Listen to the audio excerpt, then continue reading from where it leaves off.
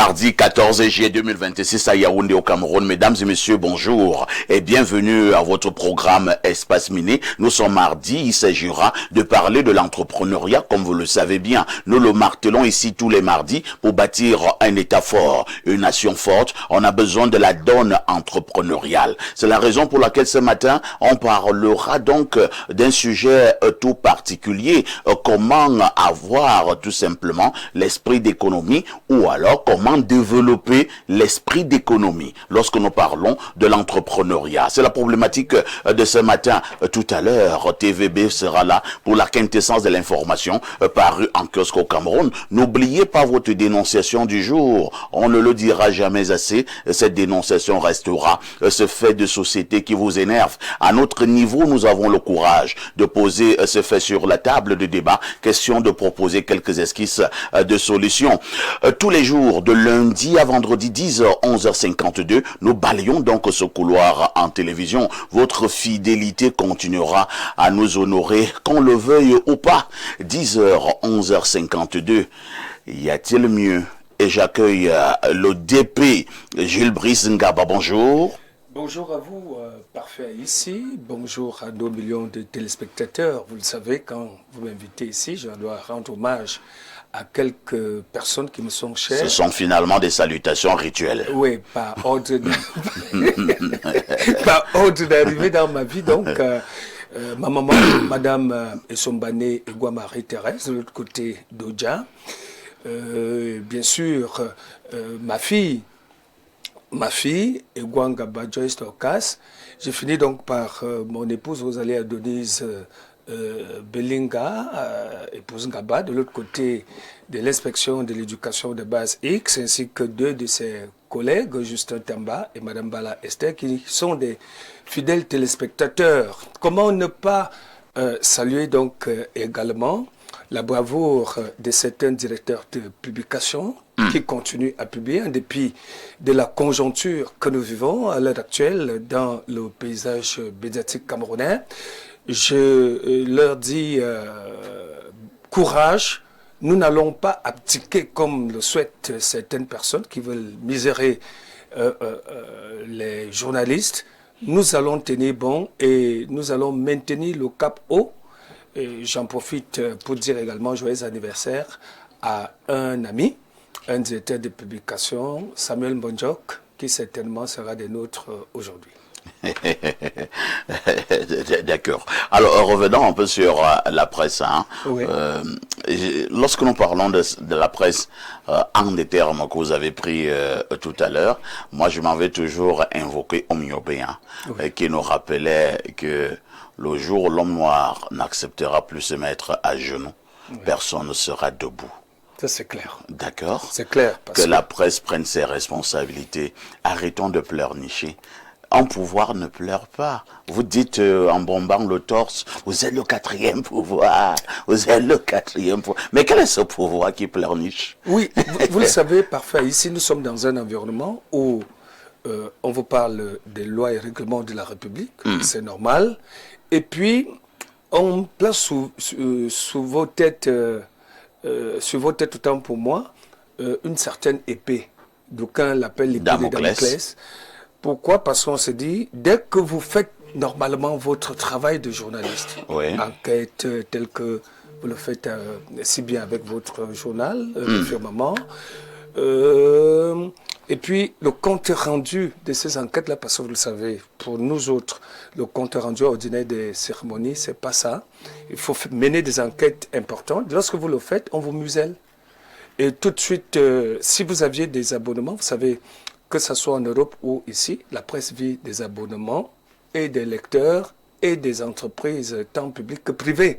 Lorsque vous essayez donc de démontrer que vous faites bien votre travail, les deux derniers secteurs que j'ai évoqués, notamment les entreprises parapubliques et celles publiques, vous ferment donc leurs portes. À ce niveau-là, je vais encore invoquer un autre penseur. Hein. C'est Karl Marx. Il répondait à cette préoccupation. Il disait, prolétaires de toutes les nations, unissons-nous. Vous voyez un peu. Bon, c'est ça justement le problème dans ça notre fera donc une environnement. force.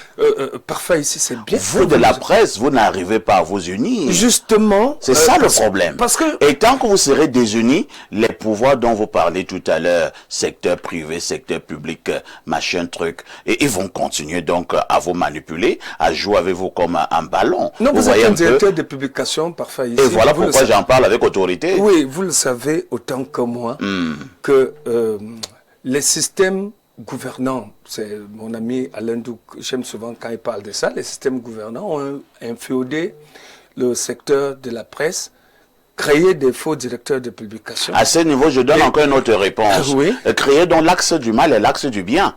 C'est-à-dire que l'axe du bien commence à combattre l'axe du mal. C'est-à-dire les directeurs de publication qui se mettent à genoux et qui combattent la vraie presse, mais combattez également ces DP. Très bien. D'accord? C'est noté. Voilà. Et nous pensons que nous allons mettre sur pied, nous sommes d'ailleurs 3 directeurs de publication sur ce plateau. Je pense que si on commence par le faire à 3, certainement ils sont nombreux qui vont nous suivre parce que je crois que des directeurs de publication ici présents... À 3, je ne suis pas sûr qu'on sera...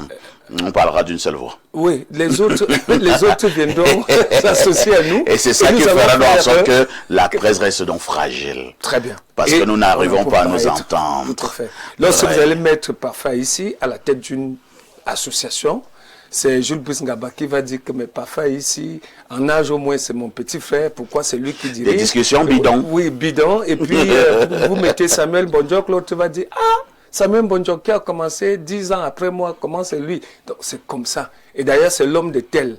Voilà. Ici, c'est l'homme de tel. Exact. C'est l'homme de tel. Exact. Et ça se gâte. Si entre nous, donc, avec ces hommes qui ne s'entendent pas, forcément, nous-mêmes, nous décapitons le secteur. Et tant que nous continuerons donc à faire comme ce que vous venez de décrire là, on fera 100 ans. 100. La presse au Cameroun sera misérable. Je dis 100 ans. Vous voyez, nous parlons là. L'ordre gouvernant nous regarde, ils sont contents, ils disent, ah, oui, il faut qu'ils connaissent le mal. Mais pourquoi ils n'arrivent pas à s'entendre? Dès qu'on va finir là tout à l'heure, on va appeler Parfa ici. Oui. On lui donne un petit truc, on dit, est-ce que tu sais que Ngaba, Ngaba même c'est quelqu'un qui dérange. Voilà. Et quand on va y aller, quelque chose comme non, Ngaba dérange quand même.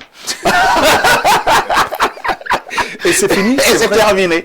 C'est fini. Donc, véritablement, c'est le jour où la presse camerounaise n'acceptera plus se mettre à genoux, personne ne sera debout. C'est clair.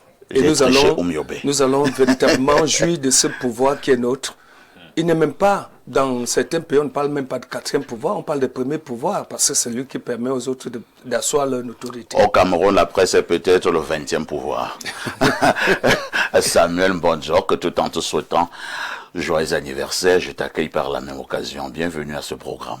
Merci, parfait ici. Bonjour à tous vos millions et milliards de téléspectateurs à travers le monde. C'est toujours un plaisir d'être là. Vous savez, c'est mon jour aujourd'hui, c'est mon jour d'anniversaire et je n'avais pas prévu sortir de la maison, mais votre collaborateur Jérémy Minkeng a trouvé l'astuce qu'il fallait pour m'imposer véritablement ce service. D'ailleurs, qui suis-je pour refuser de servir l'information? Et vous savez, lorsque nous venons sur les médias, sur un plateau aussi sérieux que celui-ci, c'est pour faire notre job. C'est pourquoi nous sommes payés, c'est pourquoi nous devons nos prestations à gauche et à droite pour faire vivre nos organes de presse.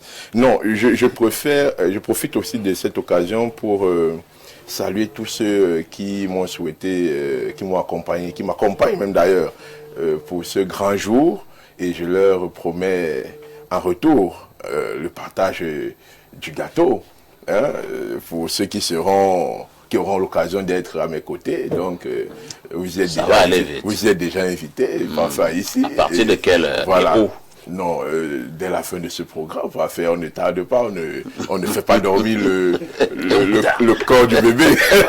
Vous êtes aussi ma petite sœur Aline Gonbella au ministère de l'Agriculture. Oui, mais pourquoi cette exigence? Je dis bien qu'elle est... Je la connais personnellement, donc elle est volontairement invitée. Je salue toute la famille qui me regarde à l'instant. Et parfait ici, lorsque nous venons sur... un plateau de télévision comme celui-ci, nous venons pour être sérieux. Tout à fait. Et nous venons pour donner l'information. Tout à fait.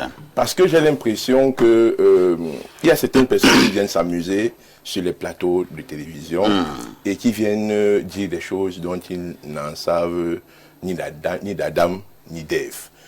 Je venais vous dire, et j'ai apporté de la paperasse parfois ici, pour vous dire que lorsque un journaliste veut parler de certaines questions, il doit se documenter. Ça, ce sont les revues de la SNH. Ça paraît tous les trimestres. Donc quand les gens veulent parler de la Société nationale des hydrocarbures, du pétrole camerounais, qu'ils prennent la peine de se documenter. Parce que l'information est à disposition. Les chiffres sont à disposition.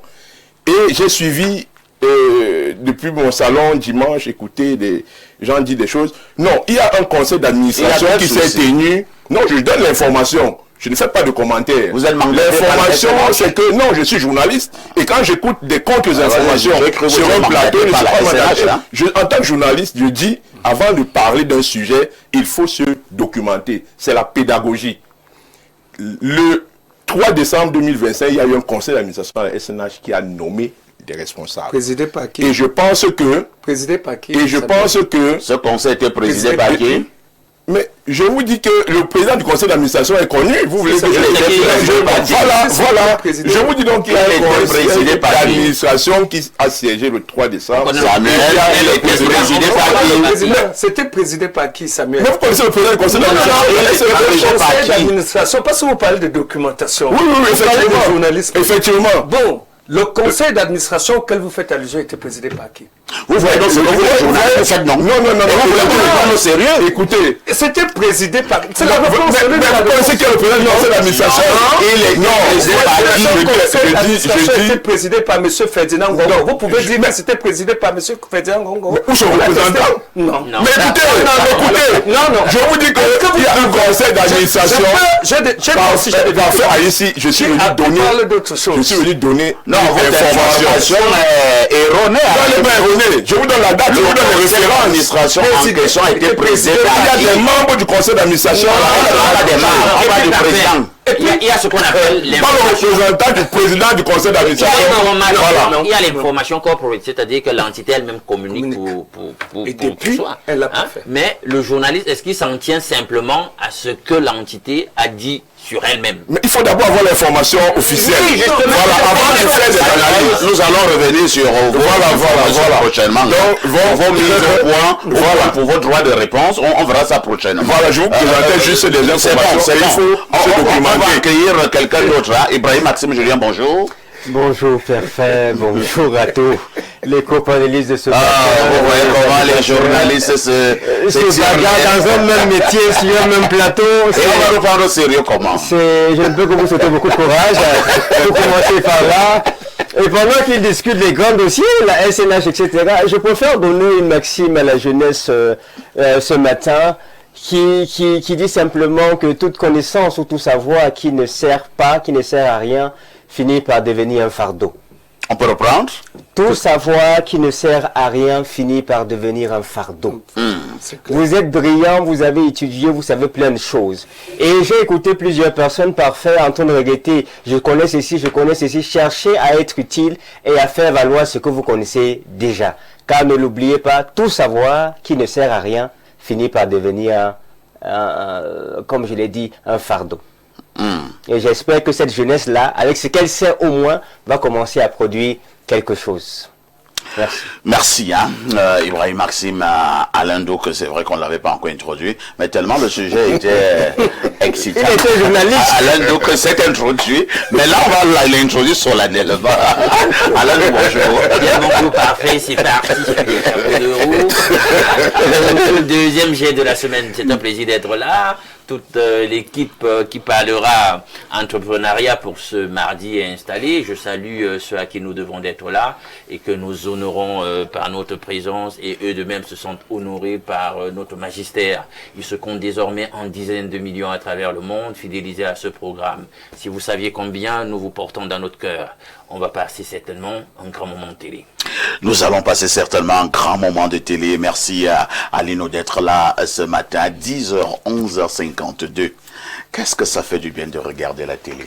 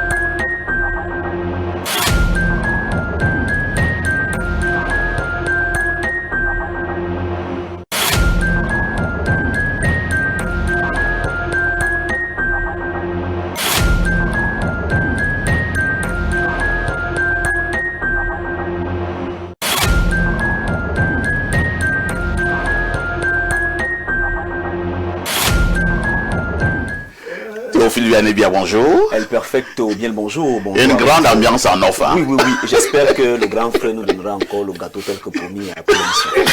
De comment ça douter? Non, rassurez-vous, le gâteau ne souffre de rien. El Président Valère ce matin, bonjour à nos téléspectateurs fidèles.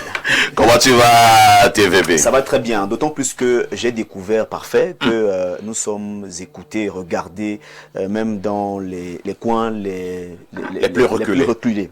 Je suis arrivé à Meïla, c'est un village dans l'arrondissement de Zouétélé.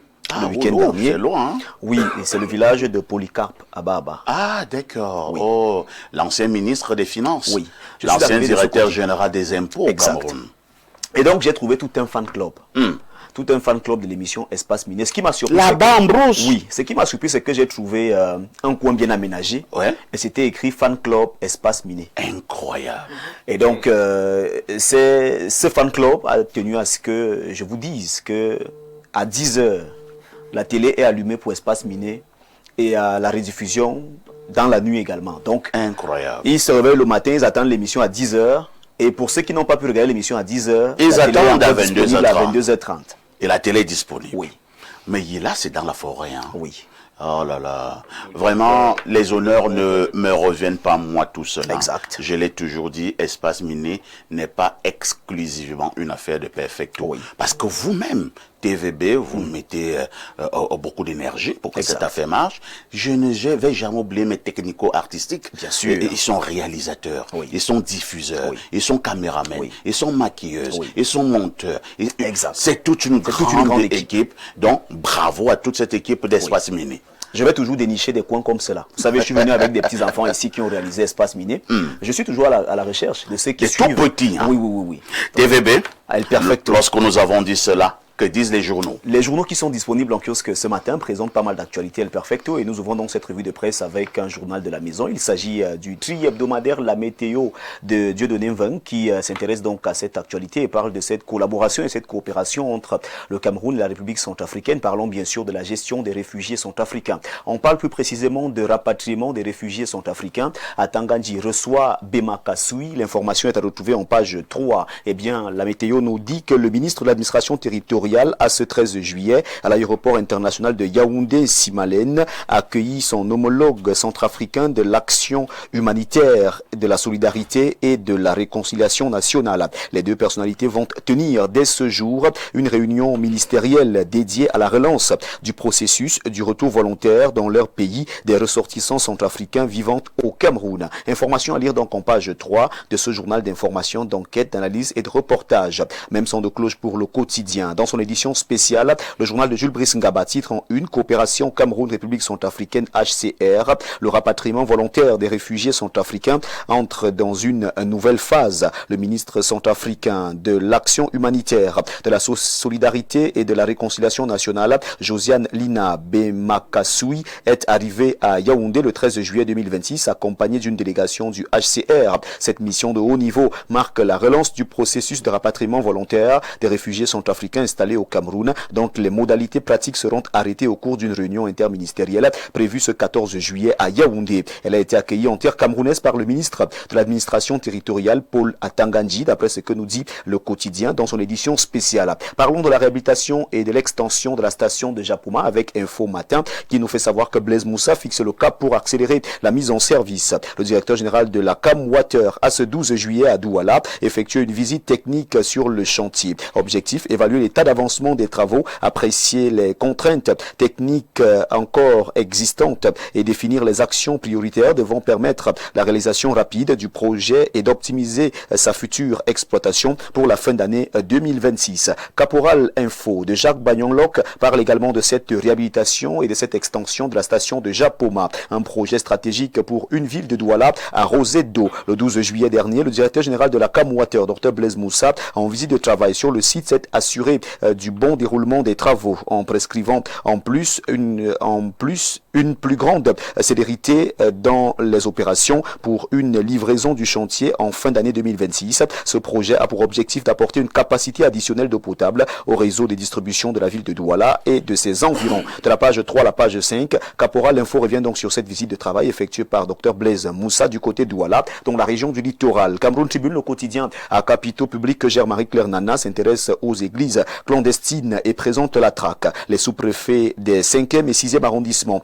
de la ville de Yaoundé procèdent depuis une semaine à la fermeture de ces lieux de culte en indélicatesse avec la loi et le bon ordre. Les autorités administratives ont déjà fermé une cinquantaine d'églises et l'opération se poursuit d'après ce que nous dit le quotidien à capitaux publics. En page 11, mutation de Georges-Alain Boyomo parle également des églises clandestines. Le jour du jugement, c'est la une de ce journal qui en page 5 nous fait savoir que suite aux directives du ministre de l'administration territoriale et aux dérives constatées, une nouvelle campagne vise la fermeture de 1400 lieux de culte en situation d'illégalité, lesquels crient déjà à la persécution. Source Info parle également religion, fermeture des fausses églises, le temps de Dieu. Source Info revient donc sur la sortie du ministre de l'administration territoriale Paul Atanganji en page 7. Gouvernance, séjour privé de Paul Biya en Europe, silence, ici on travaille. Loin d'un simple séjour de repos et ou de soins de santé, le président de la République en congé privé. En Europe, depuis le 7 juillet 2026, place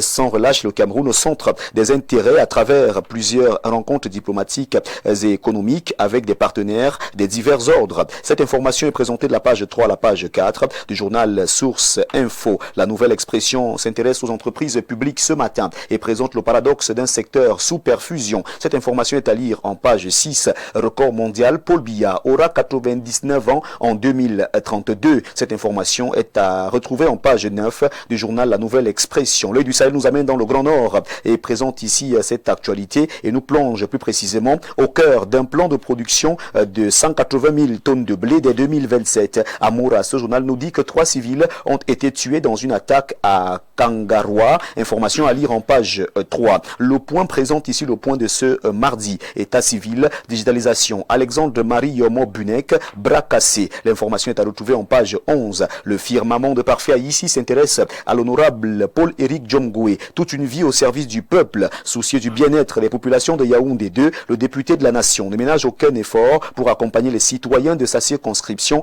dans leurs besoins et projets. L'éducation, la santé, le social, l'environnement et bien d'autres réalisations comptent parmi ses œuvres. Il incarne le patriotisme, le vivre ensemble, le multiculturalisme, la bravoure et l'efficacité, un modèle pour la société. Le journal Le Firmament revient donc sur les actions fortes posées par l'homme du côté de Yaoundé 2, c'est de la page 6 à la page 7. Cameroun, excellence scolaire, la jeunesse de la Mefou et Akono, honorée par la Kojemac. Plus de 200 élèves ont été récompensés le 11 juillet 2026 à Bikok à l'occasion de la 8e édition des Journées de l'excellence et entrepreneuriale de la Mefou et Akono, organisée par la coordination des jeunes et des élites de la Mefou et Yakonon, en abrégé Kojemaka. Retour sur cette rencontre, c'est en page 4 du journal de Parfait Haïti, le firmament. Nous retrouvons le Pélican qui parle de réforme du CNCC entre ambition présidentielle, sécurité juridique et malaise des transporteurs. Information à retrouver donc au journal Le Pélican de Jules Brice Ngaba qui en parle ce matin. Et cette revue de presse se referme avec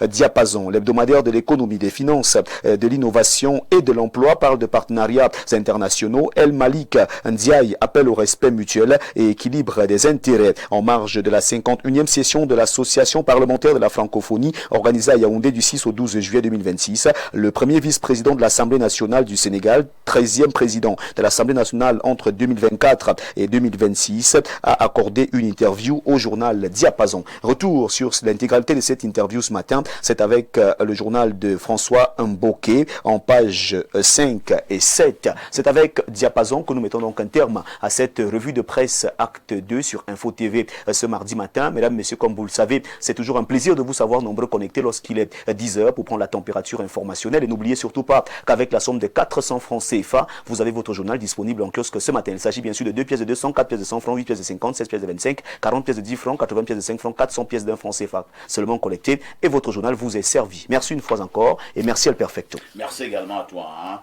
Théophile Vianney Bia, pour cette brillante et remarquable revue de la presse. Je vous en prie. Nous nous disons à demain 10h. Avec le même plaisir. Très bonne suite d'émission à vous. Mets toujours l'océan au centre de ta vie. C'est de ça qu'il s'agit. Je vous attends déjà pour le partage du gâteau. Moi, je bouge pas. On espère qu'il viendra. Et un journal, Ibrahim qui nous rappelle que le président Paul Biya aura 99 ans en 2032. Je sais pas. Pourquoi nous rappeler cela? Je crois qu'il y a beaucoup de rumeurs qui vont à gauche et à droite. Et le journaliste a le courage de dire qu'il ne partira pas avant 99 ans au moins. Parce que dans sa famille, je crois qu'il n'y a pas beaucoup de personnes qui partent avant 99 ans. Pas du tout. Donc, je crois que le chef de l'État est encore peut-être là jusqu'en 2032. Et il aura 99 ans. Et il faut également rappeler que pour la Tanganji ne lâche pas prise avec ses églises de réveil. Et il est de commun accord avec ses sous-préfets, ses préfets et ses gouverneurs. Samuel Bonjok à Tanganji doit fermer plus de 1000 églises en situation d'illégalité au Cameroun. Il fallait peut-être qu'on tape du poing sur la table, sur ce plateau, avec tous les scandales. C'est peut-être tard, mais on dit souvent vaut mieux tard que jamais. Attendons de voir avant de croire. Mais ce que nous vivons passe l'ordre de l'acceptable. Dans tous les quartiers, dans toutes les rues, les églises font du bruit, font du scandale, créent du désordre et au vu et au su sous la barbe de toutes ces autorités préfectorales qui regardent, impuissantes. On veut voir si véritablement le ministre sera à la hauteur de ces grandes annonces pompeuses. Très bien. Parce que lutter contre la foi, ou alors je ne sais pas quoi, lutter contre ces esprits, ce n'est pas chose facile. Atanga du lui-même, c'est un grand esprit. Voilà. Jules Brice Ngaba, Oui. Mes amis des églises de réveil ont lancé un autre débat très futé. Ces bons pasteurs, je ne dirais pas comme les autres, les bons pasteurs. Ils disent que qu'est-ce qui est plus dangereux, les églises de réveil ou bien les bars? Très bien. Le parallèle a été tout trouvé par ces personnes-là. Mais il faut dire que dans ce secteur des églises de réveil, il n'y a pas que celles qui mettent à mal l'environnement socio-politique et même économique. Voilà peut-être pourquoi le ministre Tanganji ne va pas fermer toutes les églises de réveil. Il va fermer celles en situation d'illégalité. Tout à fait. Et il se trouve d'ailleurs que à cause du manque d'organisation de certaines églises de réveil, vous savez, lorsqu'on parle de l'église catholique, par exemple, pour la cité, on sait que son chef, c'est le pape Jean-Paul II, et puis c'est le Léon pape XIV. Léon XIV. Sont les évêques, ce sont les prêtres. Et du coup, lorsqu'il y a un scandale, on sait véritablement à qui s'adresser. Vous savez, je crois que ce qui a davantage hérité, monsieur le ministre, l'administration territoriale et ses autorités administratives qui sont sous sa coupole, ces deux faits majeurs que nous avons constatés ces derniers temps. Et il y a le commandant de légion de la gendarmerie du littoral qui effectue une descente sur le terrain.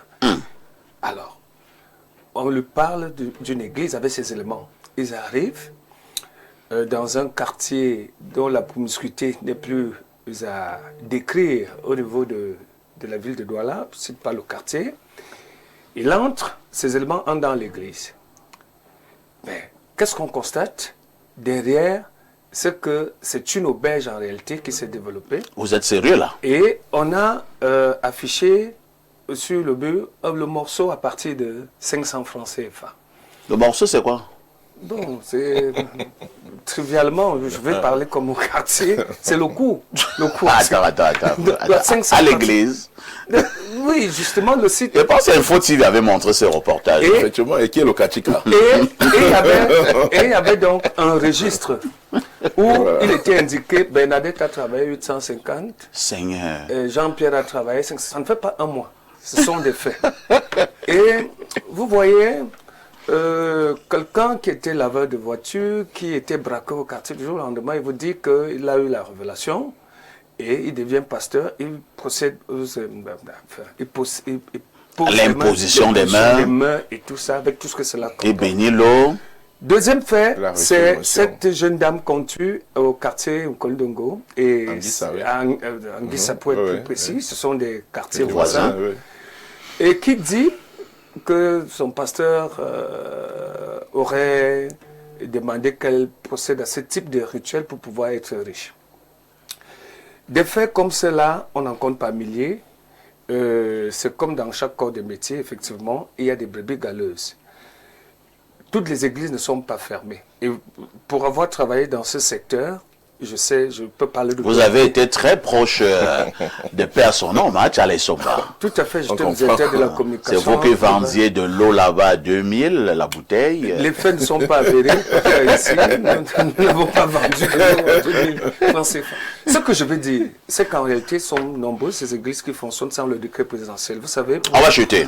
Pour avoir une église, il faut avoir donc une église au Cameroun, il faut que le président de la République, par décret, vous accorde la possibilité donc de pouvoir gérer ces églises. Mais on a constaté que certains évoluent comme des sous-traitants, c'est-à-dire parfois ici, à l'agrément, le juge du décret présidentiel. Samuel Bondiok n'en a pas, notre ami Alain Douk n'en a pas, et il crée son église. Et il met plutôt, c'est votre décret qu'il affiche, pourtant il met la église des sauvés de Mbonjok. Il met le décret de... Un mauvais exemple. Il met le décret de papa ici et il fonctionne. Et du coup... Une sous-traitance. Une sous-traitance bizarre qui a donc conduit à ce non-contrôle de ces imposteurs qui sont venus donc gâter la mission divine. Je dois vous avouer qu'ils sont nombreux, ces pasteurs qui font bien leur travail au sein de plusieurs églises de réveil, il faut le dire. Tout comme on le sait, l'action des pouvoirs publics, je refute les propos de Samuel tout à l'heure, qui a dit qu'un ministre aussi sérieux comme Paul Atanganji fait des déclarations pompeuses, non? Le ministre Atanganji joue le rôle de ministre de l'Intérieur. Donc, il assure la sécurité des personnes et de leurs biens. Il a la force publique. Donc, il ne fait pas des déclarations pompeuses.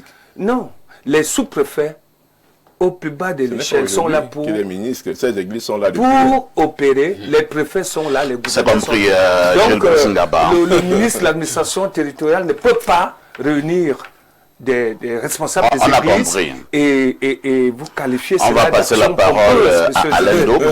On va passer la parole à Alain Douk. Alain Douk, ces églises de réveil se défendent. Hein. J'ai dit, le premier argument qu'ils mettent en exergue, c'est que pourquoi la chasse aux églises de réveil, mais nous laissons les bars qui pullulent également partout, puisque nous parlons par exemple de nuisances sonores, et ils ne s'arrêtent pas à ce niveau. Hein. Et dit, ben, pourquoi seulement les églises de réveil? Nous avons l'impression que ce sont ces églises qui font ci, qui font ça. Elles s'attaquent, ces églises-là, de manière frontale à l'église catholique romaine. Est-ce que l'église catholique romaine elle-même est exempte de tout tout reproche. Alors, Alain, avez-vous l'impression que c'est une bonne manière de se défendre, ou alors pour ces églises de réveil, ils reviendraient simplement à revenir à de bons sentiments? Regardez la comparaison que ces gens font avec les bars. Donc, ils se mettent sur le même piédestal que le même niveau. On a le même potentiel de nuisance. Pourquoi vous ne regardez que nous, notre frère jumeau. Ça, c'est déjà d'un. Maintenant, je ne vais jamais changer mon discours sur ce sujet parfait. On se connaît déjà depuis un certain nombre d'années. Tu sais que je n'ai pas changé de discours dessus. Je pense être investi de l'autorité qu'il faut pour le dire. Et je vais dire ça toujours de la même façon. Toutes les dénominations ont un ancrage kabbalistique, satanique. Il n'y a rien de c'est fort, hein? Là-bas. Je suis formel. C'est la fort, personne hein? qui pense qu'il peut défaire ce que je suis en train de dire n'a qu'à s'essayer. C'est discutable. Donc, on doit donc aussi fermer toutes les églises catholiques romaines. Et même protestantes et tout. Il faut voir Même quel est l'enjeu. Ça même existe musulmans. pourquoi. Ça existe pourquoi d'abord. Je prends un truc très simple. Et ils le savent, ils le savent. Pendant que je vais le dire, ils le savent. Et c'est là où je vais donner raison au ministre. Vous existez comment? Vous existez par moi. Donc, je suis donc souverain. Si c'est moi qui vous donne l'agrément, à n'importe quel moment, je suis libre de vous le retirer. On est d'accord, non?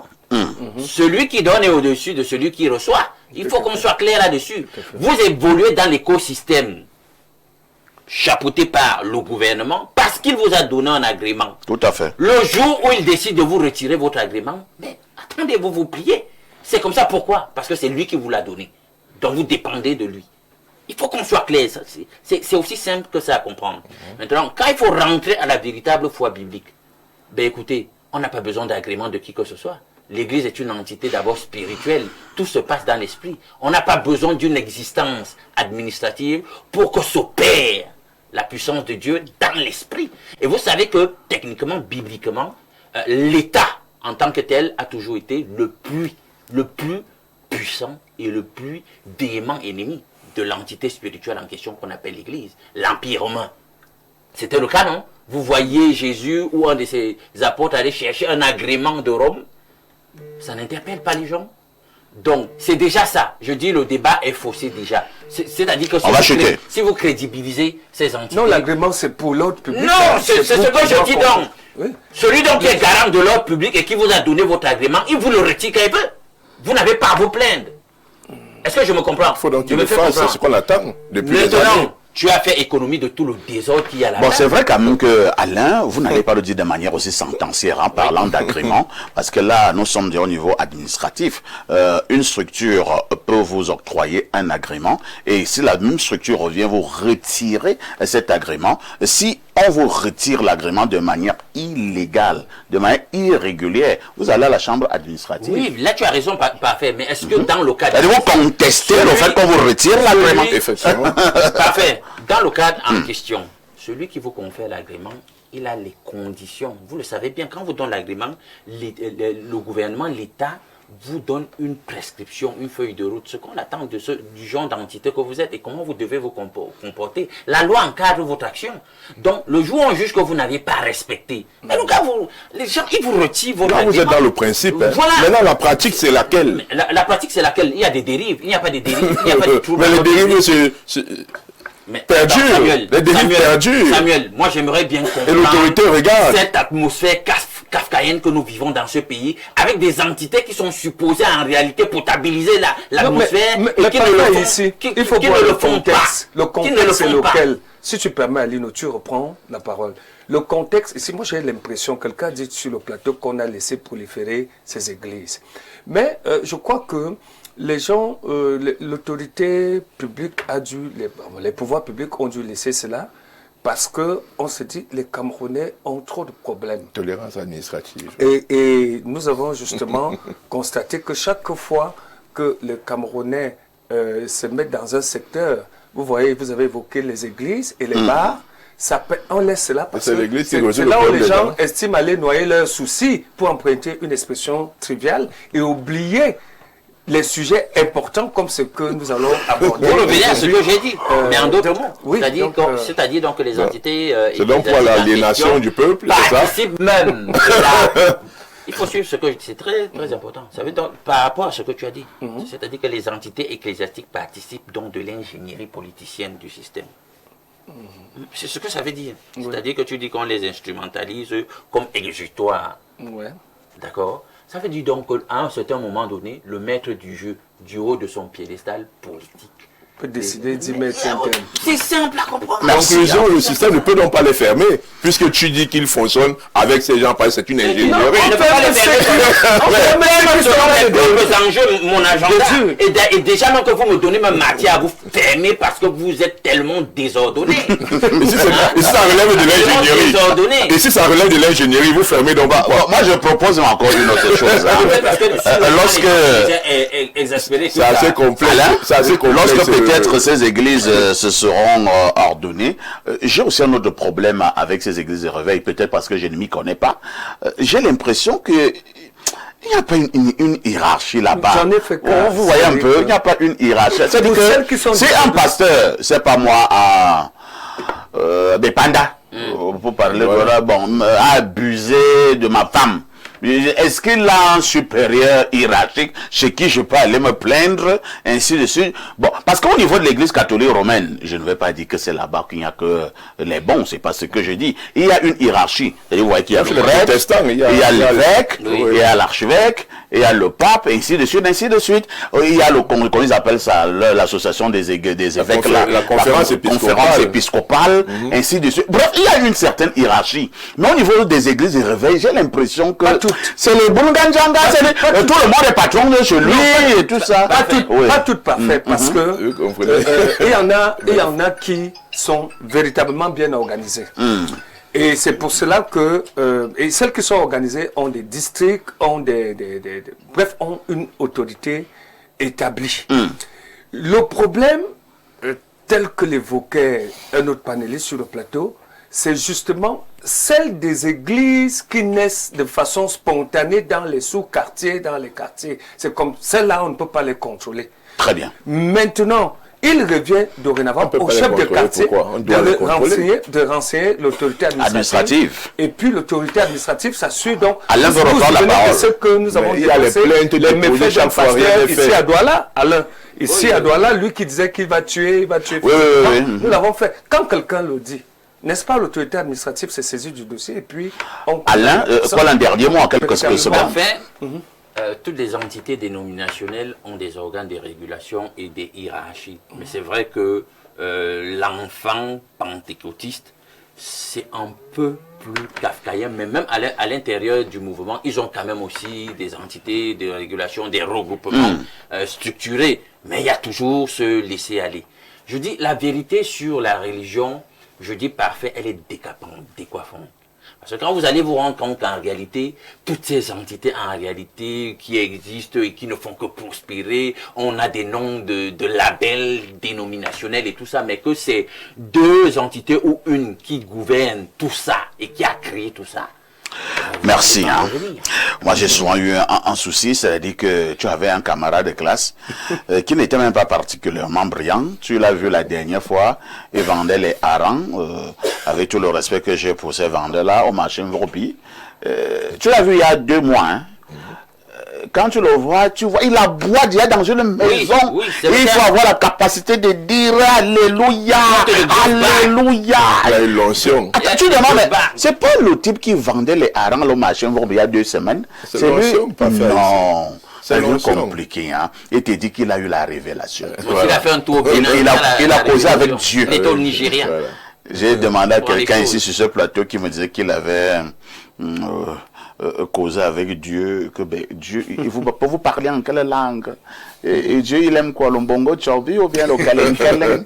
C'est compliqué, parfait. À tout de suite pour la suite.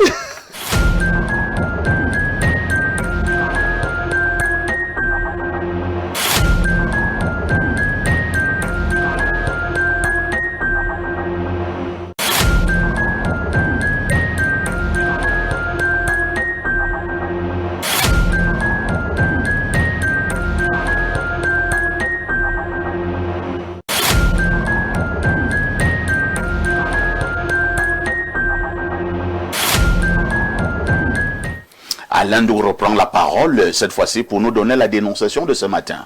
Parfait pour ce matin, vraiment. On va parler d'un comportement que nous avons laissé prospérer, et notamment les parents, le système éducatif même parfois. Comment cela s'explique que certains jeunes, notamment de sexe masculin chez nous, tendent à adopter des comportements tels que celui de se perforer l'oreille, porter des boucles, et parfois ils ont carrément les boucles des deux côtés, hein, sur les deux oreilles. On retrouve ça désormais en ville et dans la ruralité. C'est très répandu. Disons quand même parfait qu'initialement, c'est un signe qui était un signe d'identification par rapport à une Identification de quoi? À l'appartenance à un certain type de, voilà, de mouvement ou de sexualité. Mais finalement, c'est répandu, c'est tout le monde qui le fait, etc. Et puis les parents sont devenus très, vraiment laxistes sur cet aspect des choses et laissent faire. Ils copient certainement ce qui se passe ailleurs, mais là-bas, vraiment, eux, ils ont un certain niveau, voilà, d'aisance, et ils n'ont plus des préoccupations d'ordre basique qui sont les nôtres aujourd'hui. Nous, on a un autre modèle civilisationnel, d'ailleurs, qu'on aime promouvoir en tant qu'Africains. On veut donc comprendre comment on se laisse aller à ça.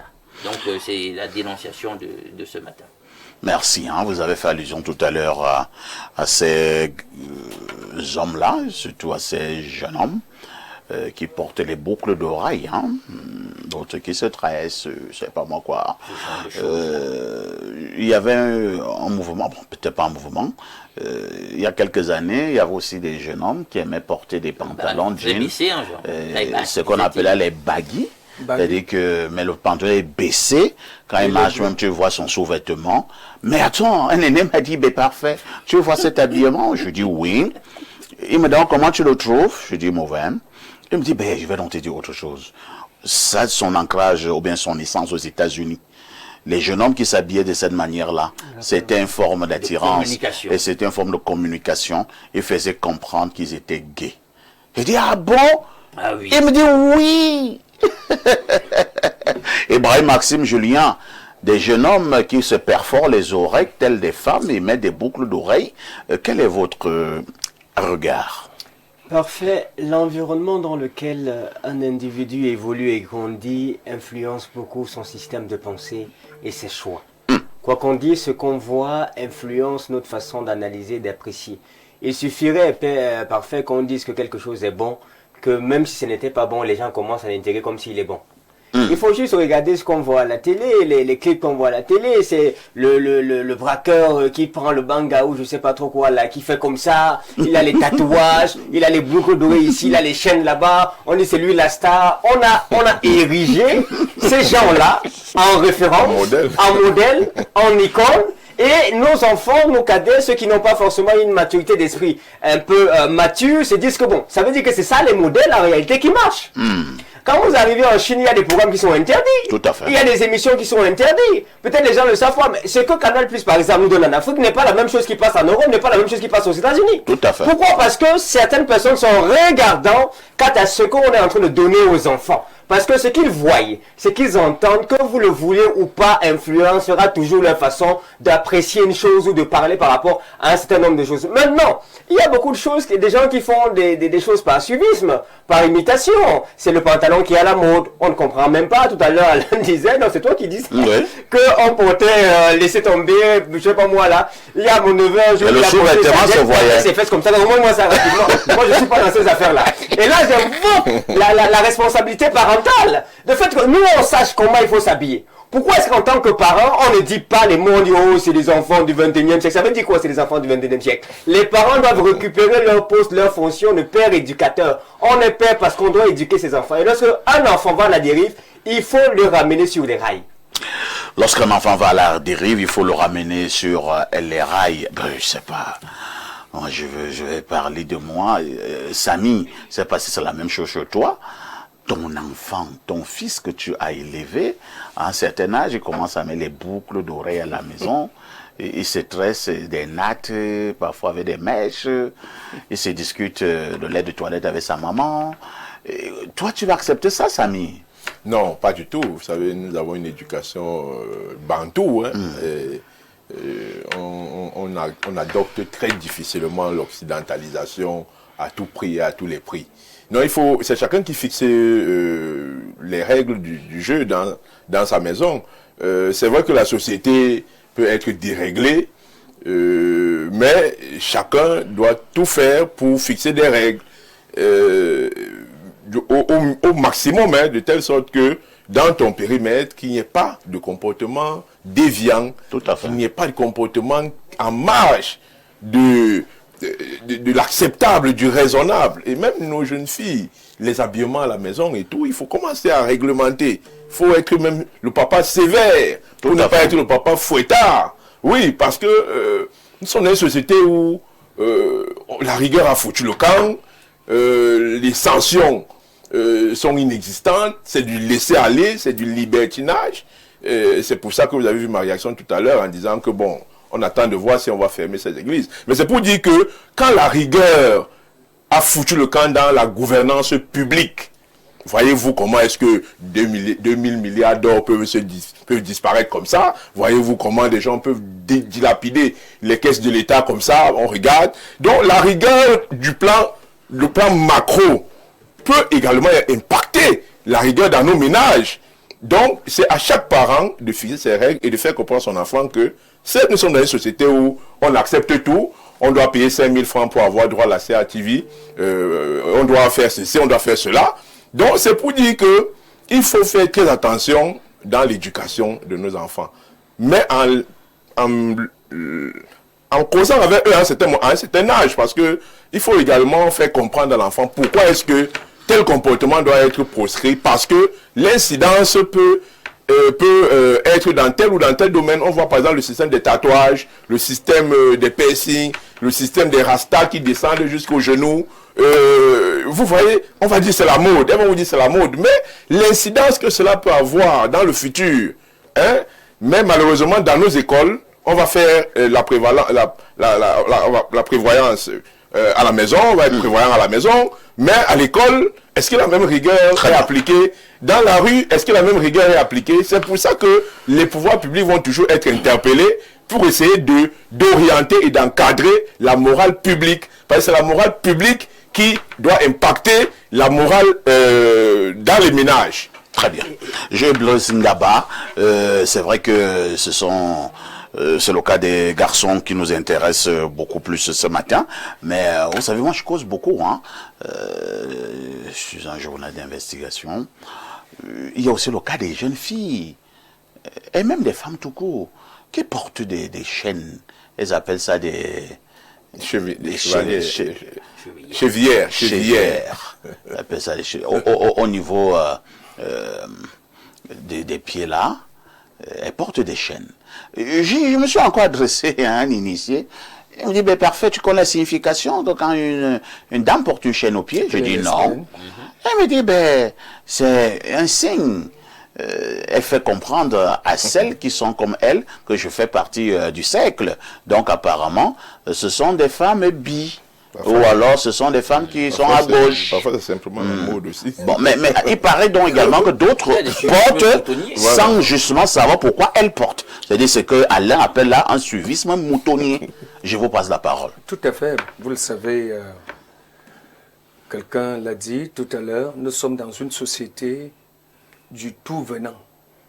Et c'est un tout venant qui a été favorisé par le laisser-aller que nous constatons.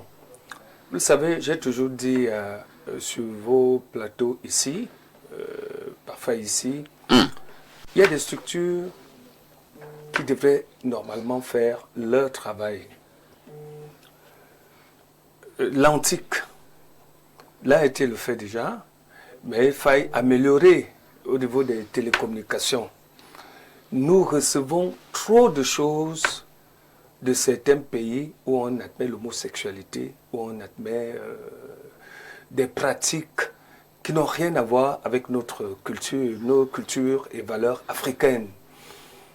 vous allez observer qu'il y a, je ne vais pas citer le nom de cette structure, mais son évocation pourra permettre à plusieurs de comprendre, qui a retiré certaines chaînes qui étaient distribuées en Afrique.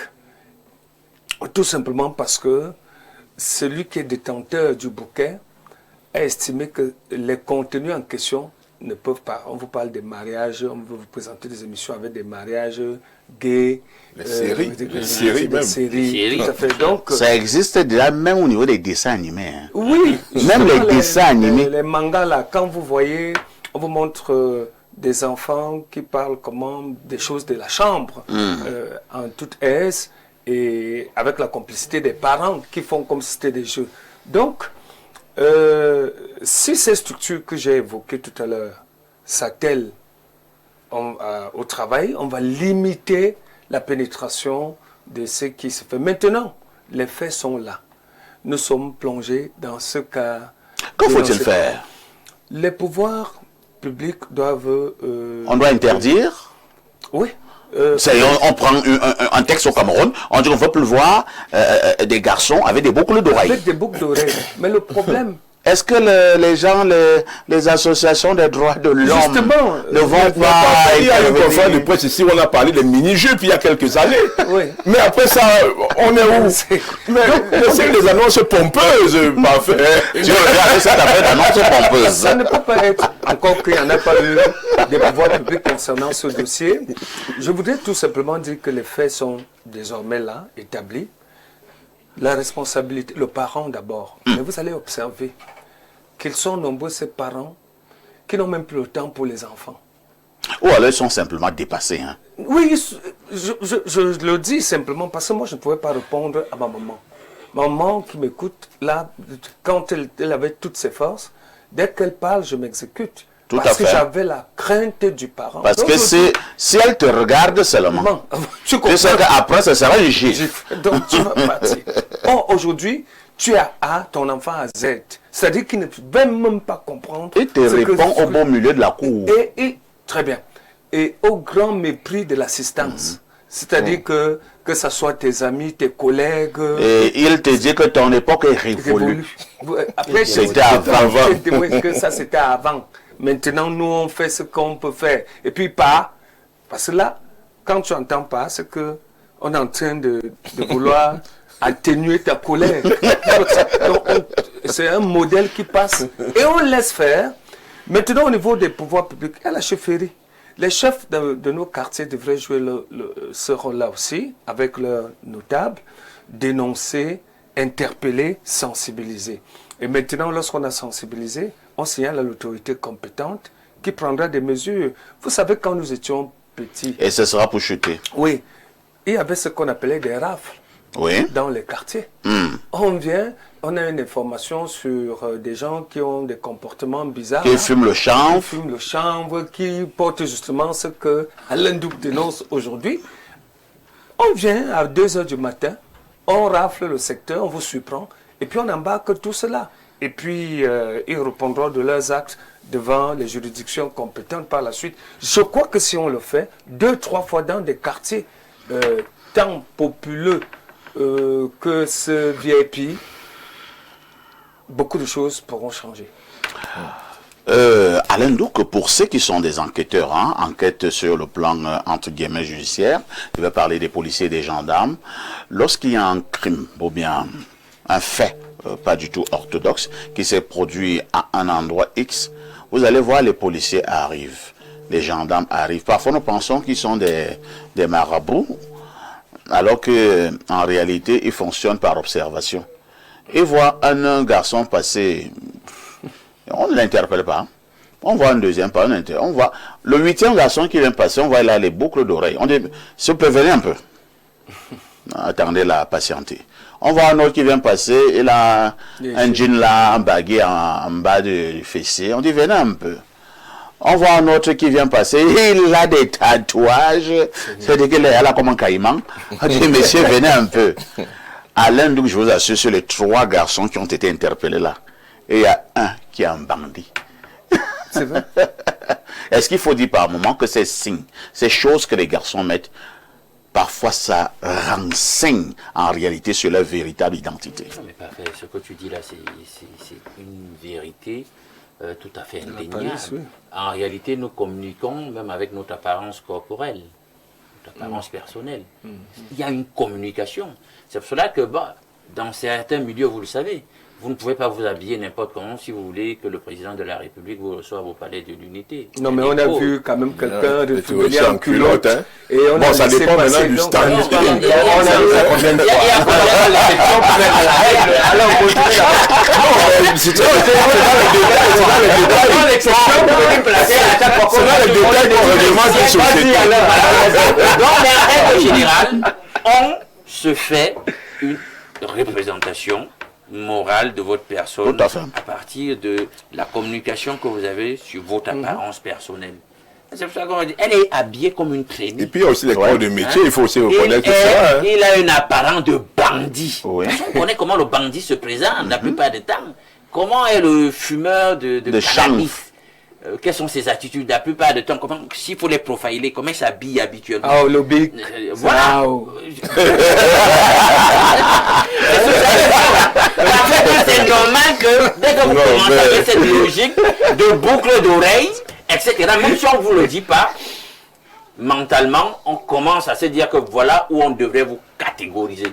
Et ça va loin. Parce que là, on a parlé ce matin des garçons, des hommes. Mais il y a les filles. Les filles se percent presque de partout. Elles percent la langue. Elles percent les petits tons. Et il y a d'autres qui pèsent même à des...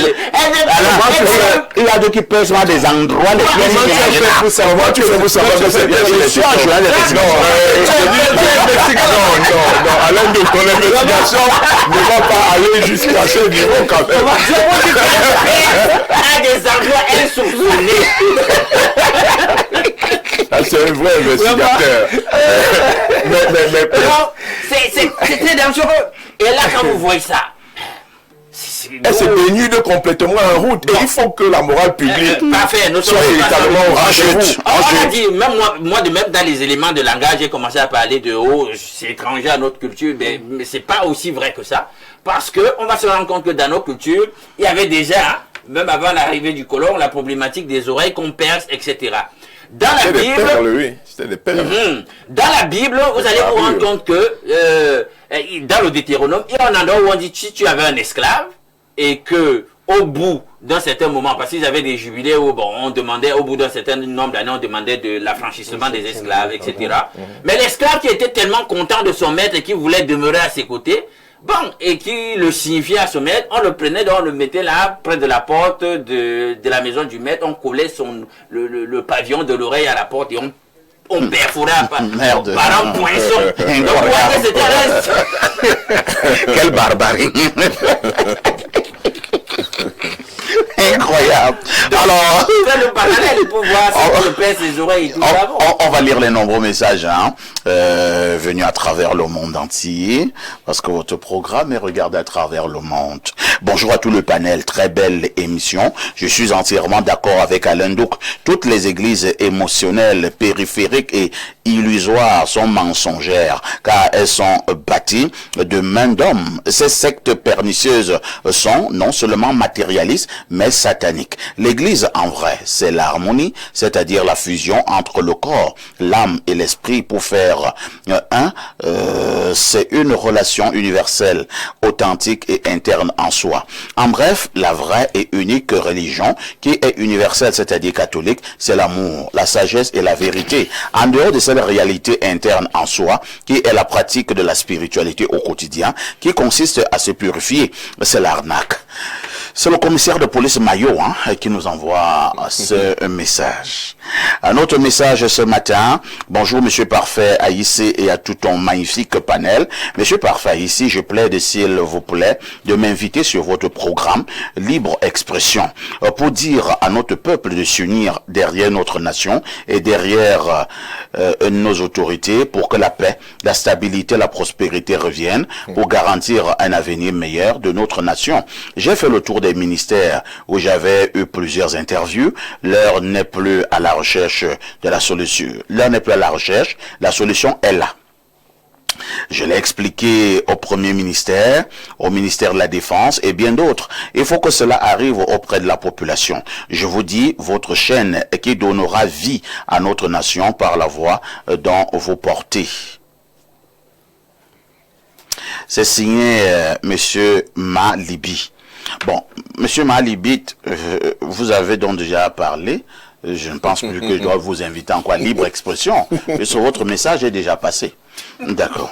Un autre message ce matin, que dit ce téléspectateur. Bonjour, chers voisins.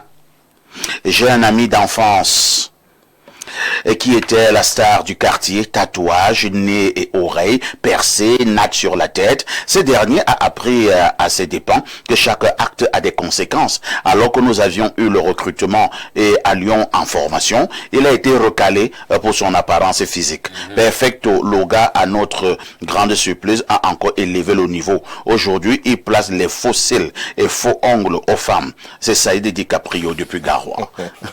C'est ça la triste réalité. Hein. Et les enfants doivent comprendre cela. Bonjour le plateau, ces églises de réveil servent à quoi?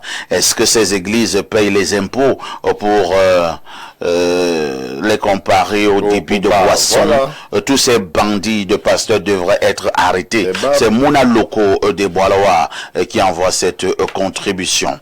Un autre message, voici ce qu'on me dit. Bonjour, quand l'État finit de nous retirer toute substance vitale, même le rêve nous a été refusé, l'État conscient de son abandon nous livre en pâture aux mains des réveillés de la première heure pour qu'ils finissent le travail. Nous sommes dans une société en dérive où tout est déréglé et cela est fait exprès par ceux qui nous gouvernent. Parfait, ça craint et le mal est très profond. Ça fait peur de vivre dans cette grotte appelée le Cameroun. C'est Cyril à Douala. Cyril est énervé. Hein?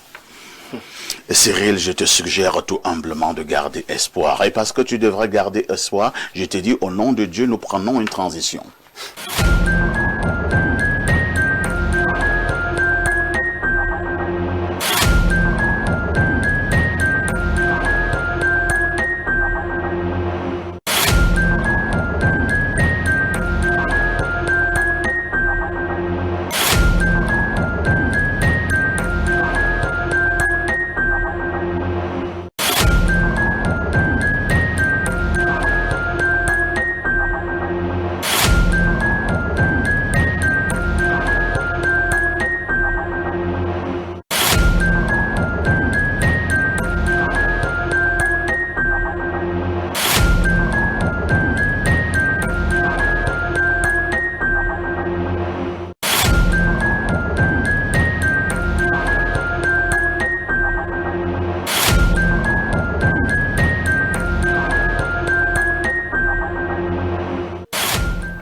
Arnaud, bonjour. Bonjour, parfait. Comment tu vas? Je vais super bien.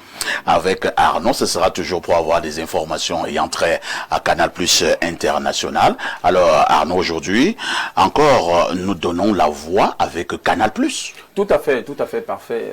Donner de la voix du côté de Canal Plus, c'est d'offrir à tous les abonnés une expérience unique, une expérience alléchante. On parle de programmation. Déjà, nous vous donnons rendez-vous du lundi au vendredi sur Info TV pour regarder, lorsqu'il est, je crois, 11h, 10h30, pour regarder, parfait, à ici animer cette magnifique émission Espace Miné, parce que nous parlons de magazine. Nous vous donnons aussi rendez-vous ce week-end avec votre magazine, ce vendredi d'ailleurs, avec votre magazine The Voice. Le meilleur du divertissement, c'est sur Canal+, retrouver les sports mécaniques, notamment la Formule 1 avec le Grand Prix d'Allemagne. Voilà, vous avez là la possibilité de vivre des moments exceptionnels avec les bouquets Canal+. Les tout petits ne sont pas en reste. Tous les soirs sur Canal Plus Family, nous vous offrons du divertissement sain dès lorsqu'il est 20h30. Vous allez retrouver entre autres Poku, Sonic, les Schtroumpfs et bien d'autres rendez-vous. Alors vous allez vous poser la question, comment est-ce qu'on fait pour regarder ce programme? Alors ces différents programmes, alors il vous suffira simplement de vous offrir le décodeur HD Canal Plus qui coûte en ce moment et jusqu'au 19 juillet 5 000 francs dès la formule Access pour un total de 10 000 francs. Vous avez votre décodeur, la parabole, la formule de 5 000 et l'installation offerte. C'est l'occasion pour nous de vous rappeler que vous avez dans les fonctionnalités du décodeur HD Canal+, le code parental qui vous permet de contrôler les contenus que regardent les enfants. C'est quoi, parlez-nous un peu de manière très simple, en français facile. Qu'est-ce que vous entendez par code parental à Canal+? Alors, le code parental restreint l'accès à certains contenus. Quand on parle de contenu, un contenu peut être violent. Et vous avez peut être pornographique aussi. Donc vous disons-le, hein, oui, c'est vraiment pour que les gens comprennent. Naturellement, il y a les chaînes charmes. Donc, nous sommes surtout en période de vacances. Voilà, les enfants sont à la maison. Exactement. Donc, grâce au code parental, vous allez restreindre le contenu que regarde l'enfant. Vous avez des contenus, je parlais des contenus violents, vous parliez des contenus charmes. Donc, avec le code parental, en un seul vous appelez ça là-bas contenu charme. Vous évitez de dire contenu porno. Contenu charme. Vous n'utilisez pas cette expression. Merci, contenu charme. Oui, donc vous allez, parce que vous allez remarquer sur la plupart des contenus, sur les contenus Canal+, il y a des notations sur les âges. Oui. Donc en fonction de ça, vous avez l'orientation et vous savez naturellement ce qu'il faut faire. Et ce qu'il faut faire, c'est de bloquer la chaîne à travers le... Donc en français facile, Canal+ a cette possibilité, cette fonctionnalité de pouvoir bloquer les chaînes où vous n'aimerez pas que peut-être vos enfants aient accès. C'est-à-dire des contenus violents, des contenus charmes. Exactement. Arnaud, c'est super. On dira justement parce que c'est super. Et si on veut donc se réabonner, comment faire? On peut se réabonner en cash dans toutes les boutiques Canal Store. On peut le faire aussi par paiement mobile, notamment sur Orange Money à travers l'application Maxit ou encore MTN Mobile Money à travers leur application ou sur le short code, l'USSD code, étoile 126 dièse pour MTN. Pour Orange, vous avez le dièse 150 étoile 411 dièse et on n'oublie pas nos distributeurs et partenaires agréés. Arnaud, oui, parfait. Info TV et Espace Miné disent merci à Canal+. Nous vous disons merci pour cette tribune. À tout de suite pour la suite.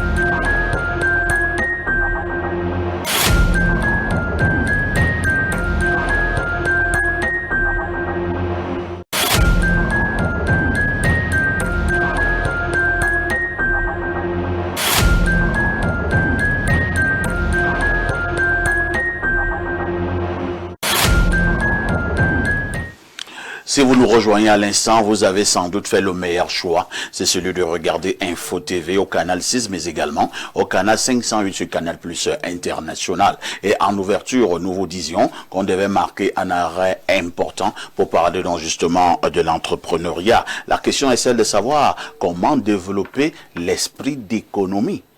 Comment développer l'esprit d'économie? Et comme d'habitude, Ibrahim Maxime Julien va nous planter le décor.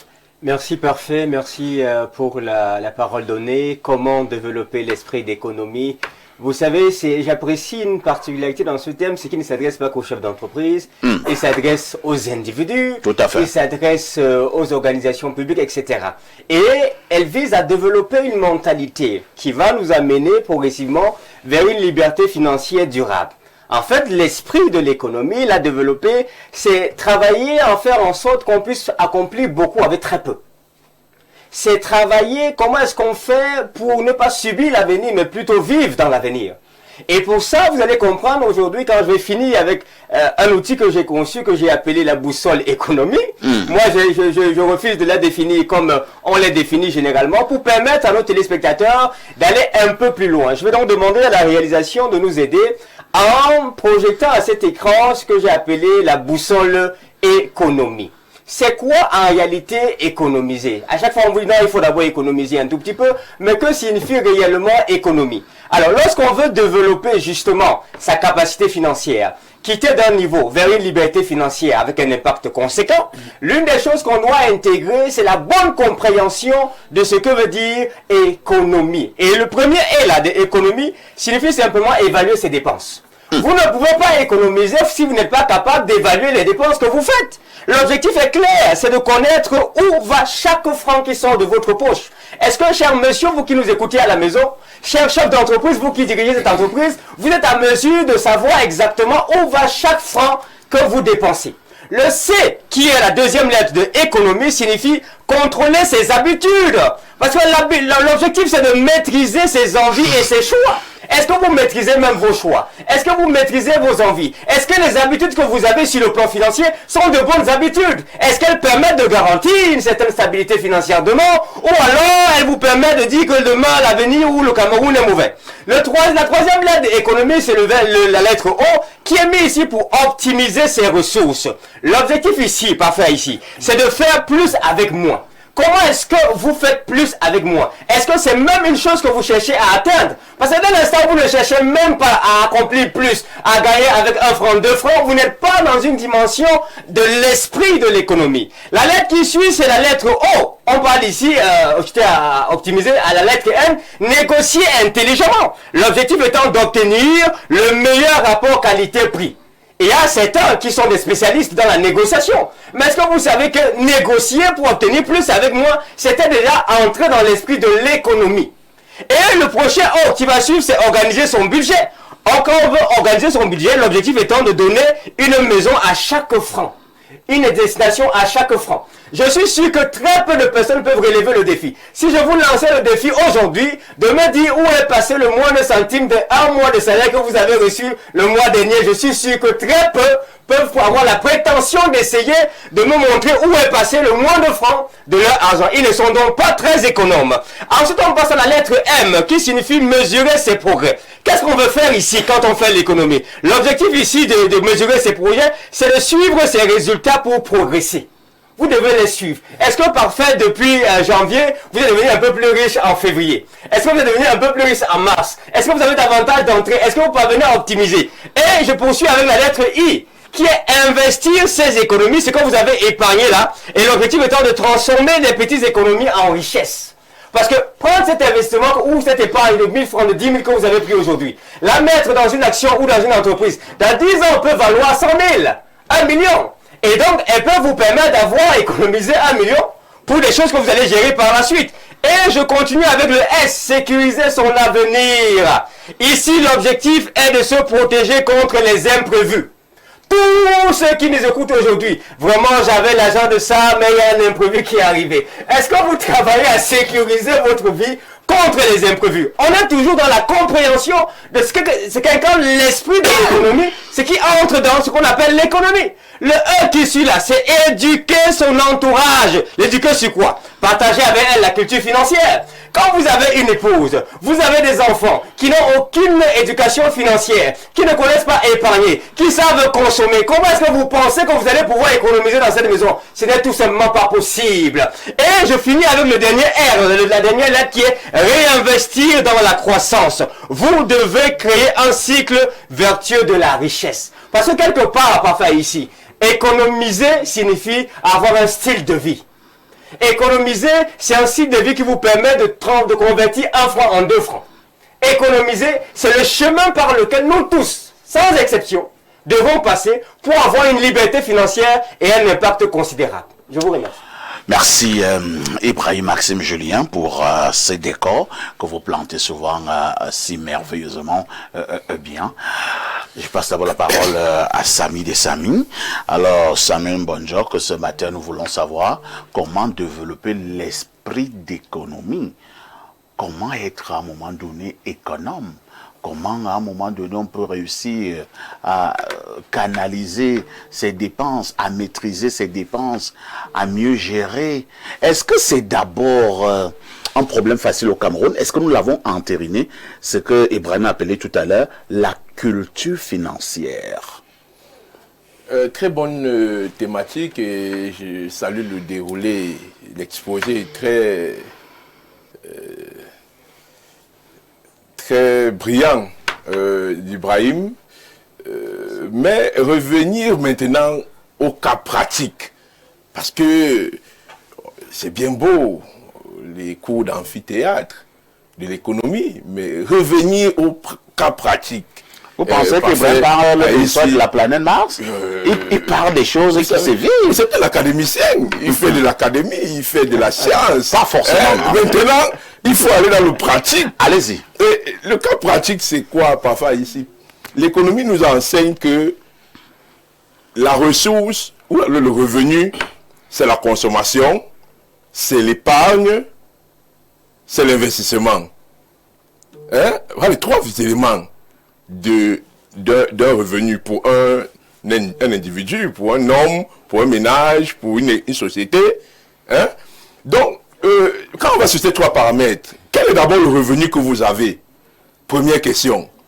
Quelle est la consommation que vous avez? Parce qu'il y a ce qu'on appelle les charges incompressibles en économie. Les charges pour lesquelles vous ne pouvez pas vivre. Il faut envoyer les enfants à l'école, il faut de la santé, il faut la nutrition, il faut le loyer, il faut le transport, il faut boire une bière, il faut aider la famille. La bière fait partie. On peut faire passer la bière. On peut passer par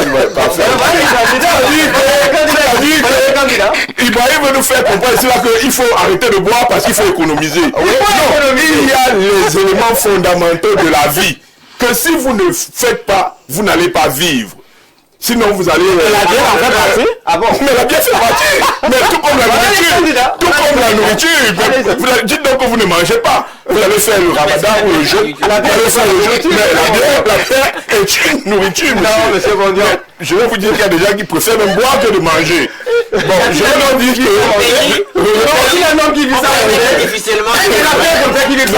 Revenons dans le sérieux pour dire que je suis d'abord très sérieux, mais j'étais en train d'expliquer que... Il y a des gens... Tu sais que tu n'étais pas très sérieux. Allez-y. Donc, toutes ces charges incompressibles là doivent d'abord être inventoriées. Évaluer les dépenses. Évaluer. C'est le premier E. Et lorsque ces charges, qu'on appelle la consommation, est supérieure au revenu, dans notre contexte camerounais, où le SMIC est à 42 000, 46 000, on parle de... Donc, vous voyez donc que vous allez payer le loyer en combien quand vous vivez à Yaoundé avec un salaire 46 000. Et vous allez voir des gens qui vont s'aligner à la banque à la fin du mois, 30 jours de travail, ils ont 65 000, ils ont 82 000. Le maximum se retrouve avec 150 ou 250 000 pour les catégories, les A2 et autres, les hauts fonctionnaires. 250 000. Vous vivez avec 250 000 à Yaoundé, vous allez épargner quoi? Vous allez faire quelle économie avec 250 000? C'est pour ça qu'ils sont obligés de voler. C'est pour ça qu'ils sont obligés de piller les caisses de l'État. On ne va pas justifier du sujet. Non, je vais vous dire. Non, je vous dis que ça c'est le cas pratique. Faites un tour d'amphithéâtre pour les étudiants. Attendez. Un fonctionnaire qui a 200 000 francs de salaire à Yaoundé paye le loyer de 80 000.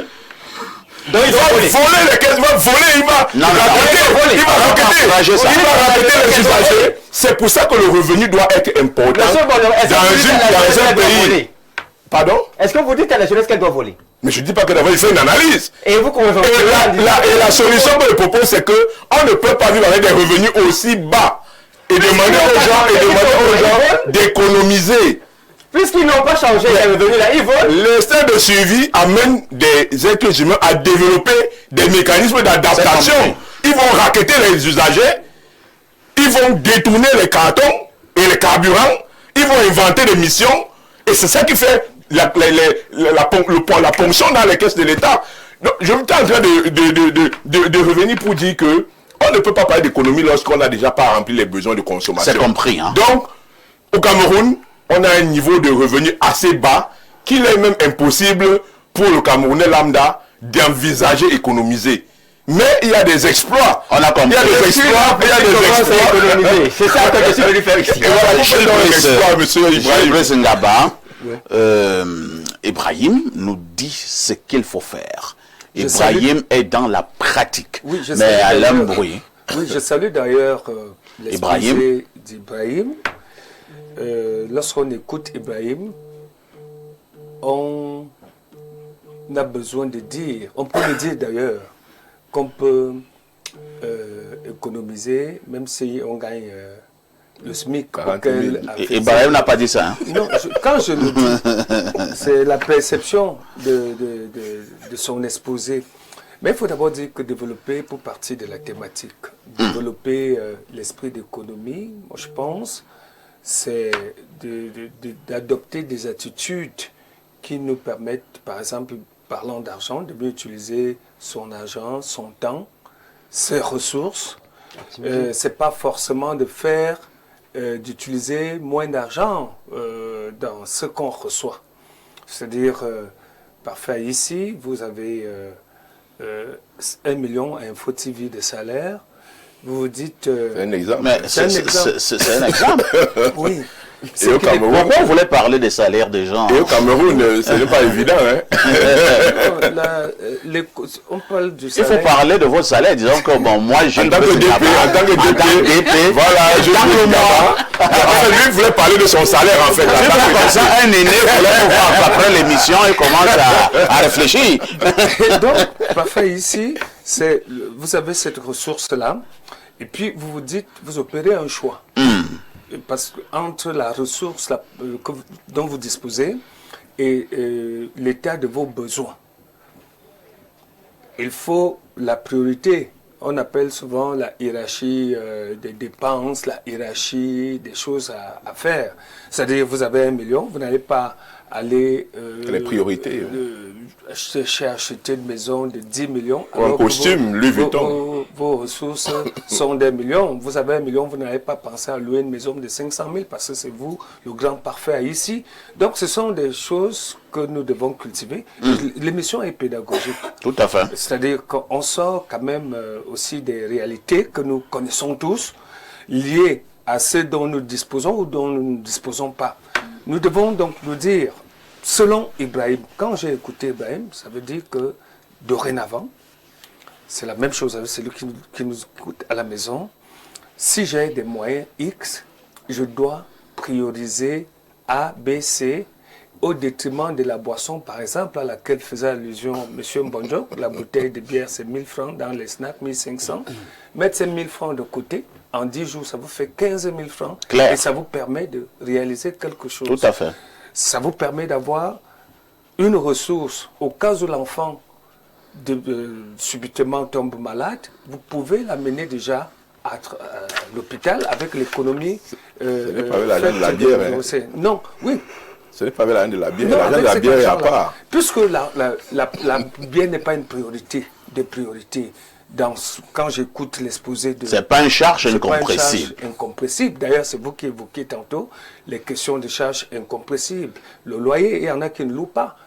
Il y en a qui sont bâtis des maisons. Ils peuvent orienter la ressource qu'ils dépensaient pour le loyer à autre chose qui puisse développer leur fonctionnement. Donc, en réalité, on peut faire des économies. Merci, Ibrahim, parce que tu as ouvert un peu mon esprit dans certaines choses. Vous savez, Tant mieux. Oui, vous savez... Tu vas réduire les bières alors. Nous disposons parfois des moyens et nous les utilisons mal. Vous allez constater que quelqu'un a 10 millions aujourd'hui.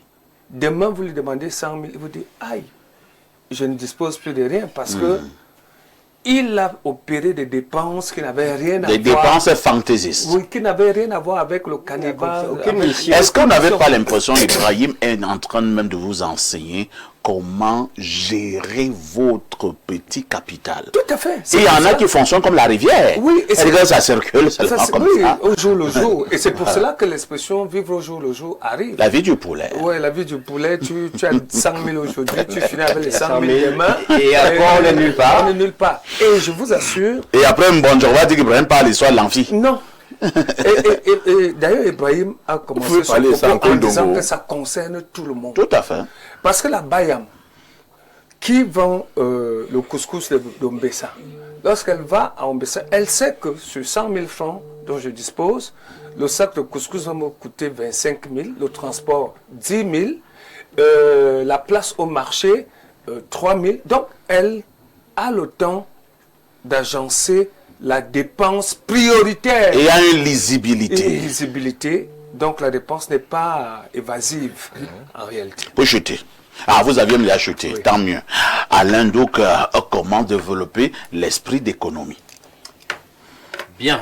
Déjà, je vais saluer le tableau et la présentation brillante de Maxime.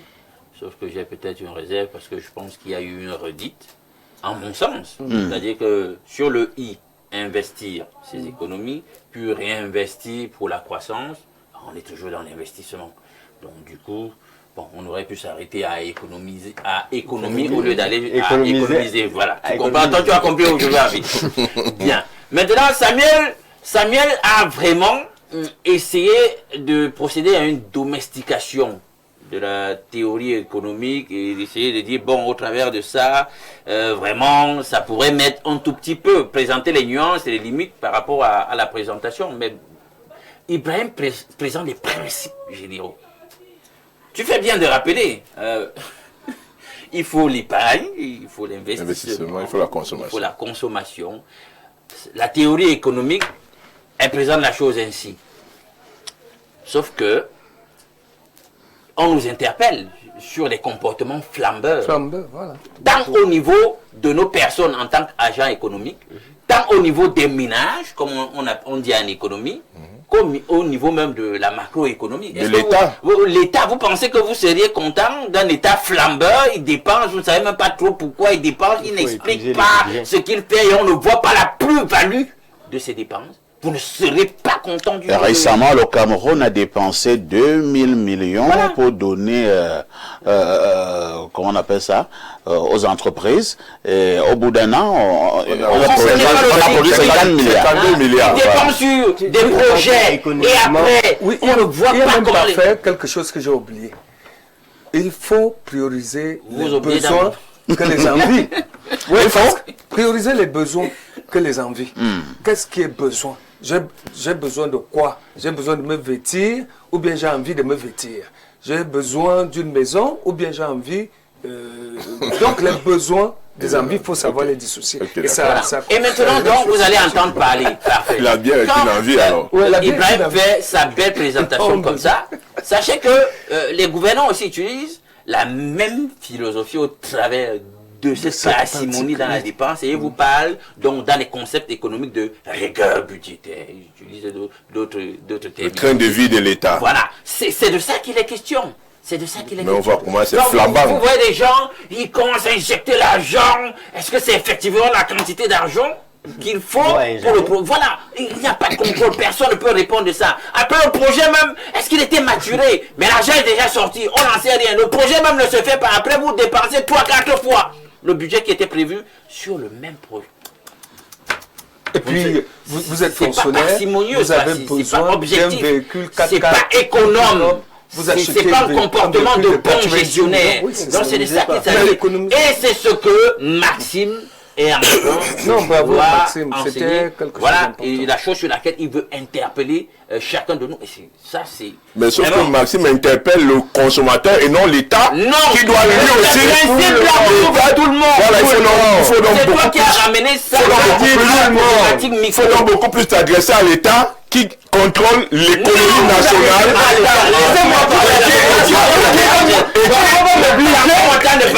Voilà, et qui n'applique pas la rigueur budgétaire qu'il faut dans ta leçon inaugurale. Dans l'entreprise, si vous voulez vraiment une gestion parcimonieuse, commencez d'abord à être très... Interpellons les patrons. Il faut la clarté financière. Communiquer clairement avec votre personnel, avec les employés, sur la nature des finances, l'état des finances.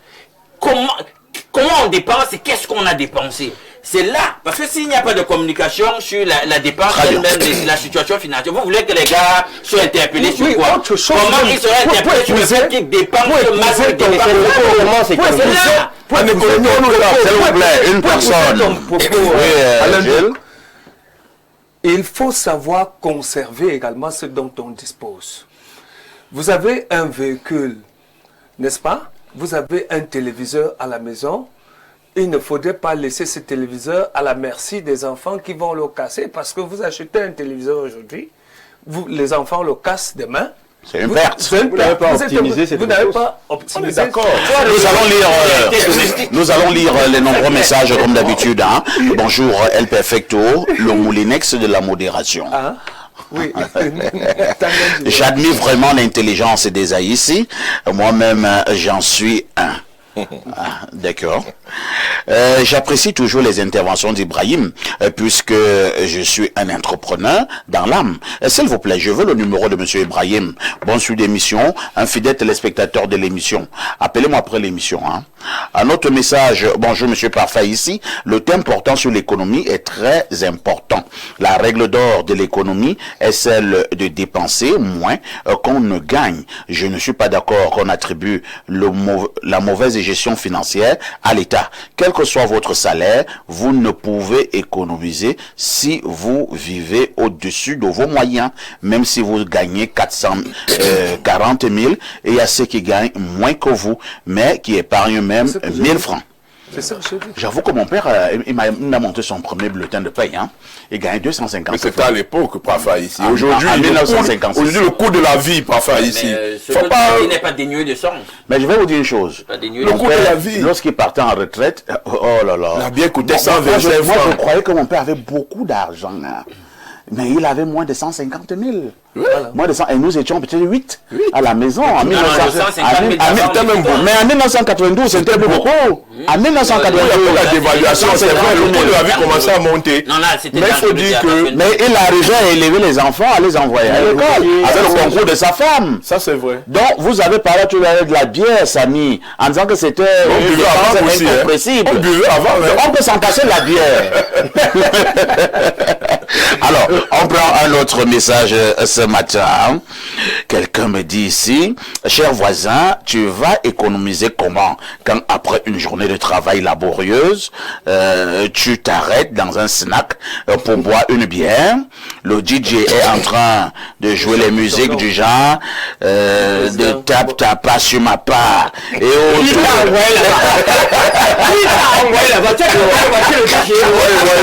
Tu vois, Ibrahim. De la vie. Et autour de toi, il y a des jeunes filles élancées et brunes. Perfecto. Allons seulement. Oh, c'est compliqué. Tout ça fait hein? partie de la vie. Comment faire pour aider un homme à économiser et gagner très bien sa vie au jour le jour, étend sa main à toute demande d'aide financière et met sa famille en insécurité financière familiale? Bonjour à tous sur le plateau. Un autre message très rapidement ce matin. Bonjour, parfait Haïti. Pour moi, j'ai développé un autre esprit d'économie en multipliant les tâches. Actuellement, je suis un agent de sécurité et j'ai un salaire de 70 000. Malheureusement, c'est dérisoire. Je ne parviens pas à joindre les deux bouts. Mais pour économiser parfait, comme je travaille la nuit, mon salaire est uniquement pour les besoins de la maison. Par contre, mes petits boulots comme le manœuvrage et ma technique de maçon, ainsi que mes champs qui me font économiser. Voilà. Ah, bravo, hein. Vous êtes vraiment un baroudeur. Un autre message ce matin. Alors, que dit celui-ci? Bonjour, Monsieur Haïssi, Monsieur Njok est un extraterrestre. La bière est une dépense incompressible. Petit frère Haïssi, Monsieur Njok, n'est-il pas un détraqué? Oh là là. Et vous l'avez dit, Monsieur Mbonjok, hein? Non, je ne pense pas qu'il soit ce que tu as dit là. Lui ne boit pas la bière. Bonjour le panel, il faut demander... vous pensez que c'est comme ça que vous allez me piéger? Vous avez vos comptes à régler avec une personnalité et vous glissez votre message. Et moi aussi, je lis. Mais allez régler vos problèmes au quartier. C'est pas ici. Alors, que dit cet autre téléspectateur très rapidement? Alors, avant de reprendre les autres, bon, prenons comme celui-ci. Hein. Il a de la chance. Alors, son message, il est long, hein? sur la question de comment développer l'esprit d'économie, je puis dire que tout dépend d'une organisation sur le minimum que l'on peut avoir. Si tu n'arrives pas à organiser 5 000 francs, ce n'est pas 500 000 que tu pourras organiser. Quelques pistes pour savoir vivre en fonction de ses moyens, éviter des dettes inutiles, trouver des activités secondaires pour pouvoir s'autoriser des économies. Belle thématique. C'est l'ingénieur Bilé. Je vous repasse la parole, Ibrahim Maxime Julien. Ibrahim, et si maintenant les entrepreneurs, ou bien les simples individus, n'arrivaient pas à appliquer votre formule tout à l'heure, j'ai retenu quand vous parliez tout à l'heure qu'il faut évaluer les dépenses. Chaque 5 francs, vous devez savoir ce que ça a quoi servi. Ces 5 francs-là, il faut maîtriser ses envies et ses choix. Bon, si tu gagnes 40 000 à la fin du mois, comment toi tu vas d'abord prendre une fille élancée brune avec des mèches qui coûtent 300 000? Faire ça, non? C'est lui qui est parti là-bas au bar là. Et il écoutait tape ta part sur ma part. C'est lui, non? Ton voisin voulait faire ça, non? Prenez la parole. Donc, non, parfait, ici. Nous sommes en train d'éduquer. Vraiment, c'est l'éducation. C'est pédagogique. C'est pédagogique.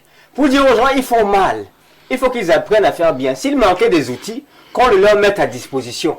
Il faut effectivement qu'au minimum, on puisse avoir une clarté sur ses revenus. Une clarté au moins sur ses dépenses. Parfois, vous avez la clarté sur les revenus. Non, j'ai un salaire de 40 000. Mais avez-vous vraiment une clarté sur vos dépenses? Êtes-vous sûr qu'à la fin de mois, ce n'est que 40 000 que vous avez dépensé? D'où proviennent les autres sommes d'argent que vous avez pour canaliser et gérer votre vie là? Vous êtes sûr que c'est ça? Chacun doit prendre sa part de responsabilité. Au-delà de pouvoir avoir cette clarté sur la ligne de dépenses, vous devez pouvoir contrôler vos envies. L'être humain a envie de trop de choses. Il y a des gens qui sont mariés, mais ils ont toujours envie d'avoir 2, 3, 4, 5, 6, 7, 8. Tu as envie pour faire quoi? Oh, tu as envie de prendre une bière. Il y a même des gens qui ont la capacité de boire une bière parce qu'ils veulent se détendre, mais tu leur envoies, ils mettent la table noire. Mettez la table noire. Tu as besoin de ça? Ça laissait la table. Tu as besoin de ça? Après, tu vas dire quoi? S'il te plaît, mon enfant est malade, on va tout envoyer quelque chose. Tu faisais d'abord quoi? Parfait, ici. Le lendemain ne sera pas plus évident ou plus facile qu'aujourd'hui. Parce que demain, aujourd'hui, peut-être tu es là comme ça, je ne suis pas marié, je n'ai pas d'enfants. Demain, je serai marié. Il faudra s'occuper de madame. Demain, j'aurai 1, 2, 3, 4, 5 enfants. Parfait, quand mon enfant aura 20 ans, s'il est à l'université, est-ce qu'il y aura encore les chambres de 10 000, 15 000 francs, 30 000? Pas du tout. S'il faut seulement les envoyer à l'école et que chacun paye le local d'ici 20 ans, 200 000 francs. Ça fait combien? Ça dépend du modèle de gouvernance qu'on aura à la tu vois un peu. Actuellement, c'est le prochain mandat qui arrive là. Il aura d'abord besoin de reconstruire et de remettre des choses. Ça va prendre du temps. Et les choses ne vont pas devenir aussi faciles que ça. Ça va devenir facile si vous avez un plan B, si vous dessinez un schéma pour y arriver. Depuis quand vous attendez que non, les choses vont changer, ça va s'améliorer, ça s'améliore quand? Posez-moi à cette question-là. Influencer les choses. Dites-moi aujourd'hui que je vais vous raconter une histoire pour que les gens comprennent bien et que ça ancre bien dans l'esprit. Je ne sais pas si vous avez lu le livre La chèvre de ma mère. C'est l'histoire d'un jeune homme, c'est un pays voisin, en Afrique, qui était le fils de l'homme le plus riche du village. Cet homme avait les bœufs, les brebis, les chèvres, etc. Et à un moment, malheureusement, il va partir. Celui qui raconte l'histoire, c'est son fils, il a à peine 10 ans. Et quand son père meurt, dans la culture de ce peuple-là, dès que tu meurs, ta richesse appartient à tes frères et à tes soeurs. Ça n'appartient pas à ta femme et à tes enfants. Oh là là. Et donc, les frères, les cousins, c'est même pas les frères. Hein. C'est les cousins qui sont venus et ils sont accaparés de toute la richesse de son papa. Et pour remercier cette maman, après 30 années de mariage, qu'est-ce que ses cousins lui ont donné? Une chèvre. Pour avoir été avec notre père. Et je parle d'une histoire vraie. Prends la chèvre ici et va avec. Elle s'est retrouvée séparée de son village avec un village de 5 enfants. Là, c'est la méchanceté. Parfait, attends, je vais continuer. Elle s'est retrouvée comme ça à repartir dans son village. Ses parents s'étaient déjà partis. Donc il n'y avait plus rien dans son village. Un homme marié de 30 ans. Qui a une charge de 5 enfants. J'ai dit, l'auteur là, il est encore vivant. Vous pouvez taper sur Internet, vous allez le retrouver. Il se retrouve en train de retourner dans son village voisin, le village de sa mère, où il n'y avait plus rien. Il n'y avait que la calebasse. Pour dormir, elle a levé le pagne. Elle déposait sur cet enfant, se couchait là-dessus. Que des calebasses. Elle coupait le tego. À un moment, un soir, ses enfants commençaient à crier, maman, on veut manger la viande. Parce qu'ils étaient fatigués, ils étaient habitués à manger la viande. Quand leur père était vivant. Qu'est-ce qui s'est passé? Un jour, la mère les a fait à son salon, elle a dit, mes enfants, je ne vous permets pas de manger la viande aujourd'hui pour que demain vous puissiez avoir la chance de manger la viande. Quand elle leur a expliqué comme ça, ils ont arrêté de pleurer pour manger la seule chèvre qui était là. Ils ont commencé à prendre soin de leur seule chèvre. Ils ont commencé à veiller sur la chèvre, à entretenir la chèvre aussi dormait dans la chambre. Après, la chèvre est devenue 3 chèvres. Après 3 chèvres est devenue 10 chèvres. La mère a commencé à vendre les boucs, les mâles. Et elle conservait les femelles pour que les femelles continuent à donner les chèvres. Elle a pu envoyer ses 5 enfants, je parle d'une histoire vraie, à l'école. Et c'est comme ça que le Kanyama, il finit d'avoir le bac, il part en ville pour aller s'en sortir. Il arrive, il a un travail qui donne 35 € le mois. Il a un projet de 50 €. Et à chaque fois que le mois finit, ses collègues voulaient souvent lui acheter une nouvelle veste, un nouveau pantalon, une nouvelle chaussure. À chaque fois qu'il voulait toucher les 35 000 là, pour se permettre de boire 2 bières, il regardait ces 35 000 comme étant la chèvre de sa mère.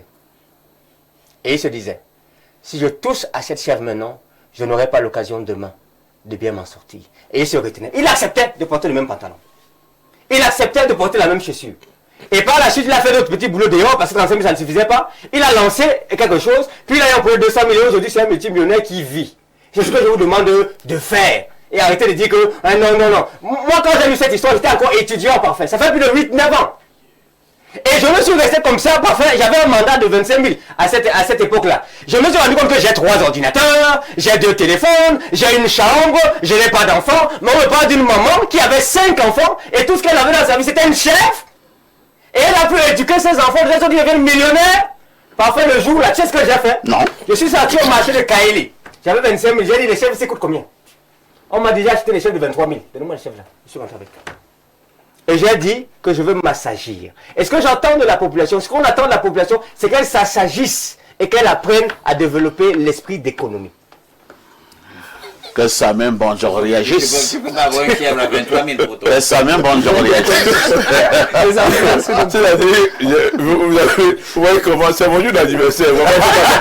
Faut pas gâter ma journée. Donc, Ibrahim, le jour de mon anniversaire, il ne veut pas que je me permette de m'offrir un cadeau. Il dit ça. Un bon cru quelque part, parce que je dois faire l'économie. Non, je suis très preneur de tout ce que vous êtes en train de dire. C'est-à-dire vraiment, je ne donnais pas l'impression que je ne suis pas adepte de cette philosophie de l'économie, mais je suis également adepte de ce que l'homme doit vivre. Et dans la vie de l'homme, le loisir est également à prendre en compte. Parce que l'épanouissement psychique, psychologique de l'être humain intègre également les moments de plaisir. Et dans votre budget, vous devez vous permettre également des moments de loisir. Je n'ai pas dit d'exagérer ou d'être épicurien, mais également de tenir compte de cela. Mais il faut interroger quelque chose. C'est pour ça que nous allons toujours interpeller l'État. Parce que dans la structuration de l'économie, l'État est l'acteur majeur qui définit les politiques économiques, qui repartit les revenus de la croissance et qui permet... Oui? Laisse d'abord un peu l'État. Je prends un exemple, un bonhomme qui a 500 000 au mois. Parce qu'on pense aussi que dans ce Cameroun, les gens n'ont que 40 000. Hein.